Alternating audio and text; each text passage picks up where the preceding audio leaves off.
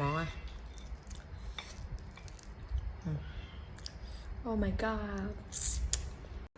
ជំរាបសួរពុកម៉ែបងប្អូនថ្ងៃនេះមកធ្វើដំឡូងឈីសញ៉ាំ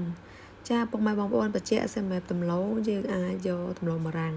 ហើយយើងចិតលាស្អាតនេះដាក់ស្ងោរក៏បានជាចំហុយក៏បានដែរហើយនៅពេលដែលចំហុយយើងអាចមើលទៅថាតើវាផុយល្មមឆ្អិនហើយនៅអញ្ចឹងណាបងប្អូនអញ្ចឹងនៅពេលដែលផុយហើយយើងអាចដួសដាក់ចានមកហើយយើងសកត់វាឲ្យបាយឲ្យម៉ត់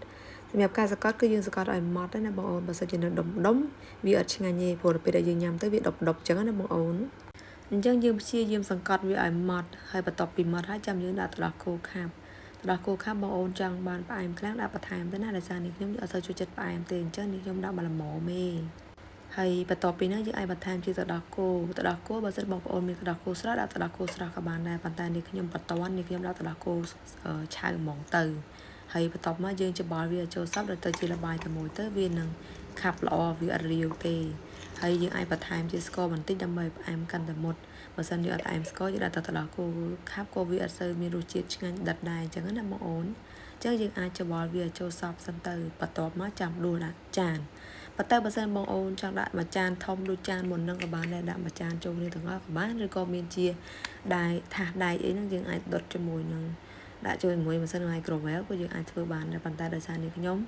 យើងចាយជាចំណែកសម្រាប់ក្មេងៗអញ្ចឹងយើងដាក់ចានតូចៗហ្មងទៅអញ្ចឹងយើងដួសដាក់ចានជាចំណែកតូចជាចំណែកចឹងទៅហើយបន្ទាប់មកចាំយើងដាក់ឈីសវានៅកណ្ដាលណាបងអូនតែដោយសារតរងខ្ញុំនឹងស្ទើរបើតាមពិតទៅត្រូវធ្វើអញ្ចឹងទេដើម្បីវាពេញចានអញ្ចឹងណាប៉ុន្តែនេះខ្ញុំធ្វើតែបន្តិចចោលអញ្ចឹងនៅពេលដាក់ដំឡូងក្នុងចានហើយយើងអាចរោយឈីសសម្រាប់ឈីសពុកម៉ែបងអូនអាចយកឈីសណាដែលយើងធ្វើភីសាបានវាតាយល្អ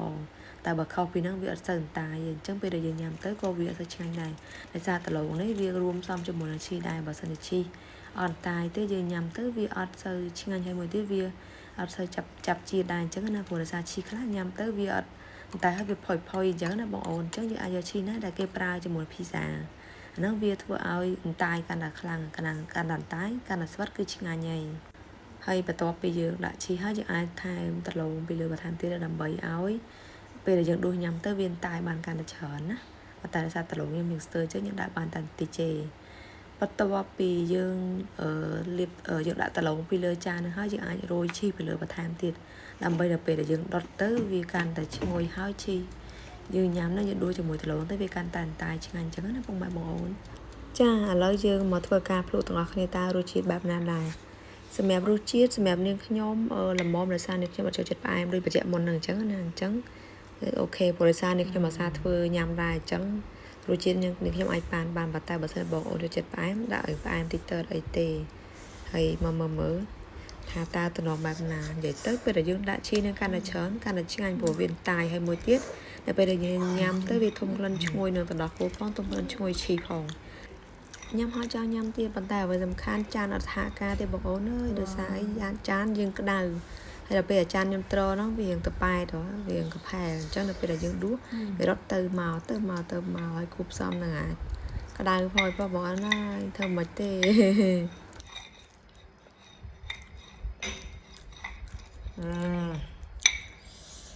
ចា nice